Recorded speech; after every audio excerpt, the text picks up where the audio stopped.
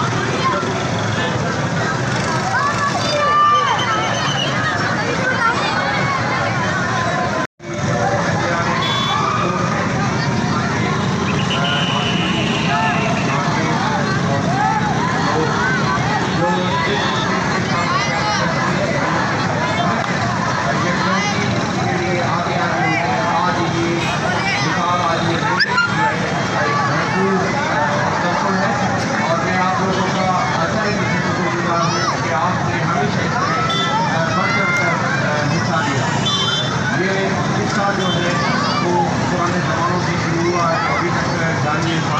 इस दौर में जो है वो हमेशा कश्मीरी भाइयों के साथ जैसे बचे हुए हैं जो किसी भी तरीके से पाकिस्तान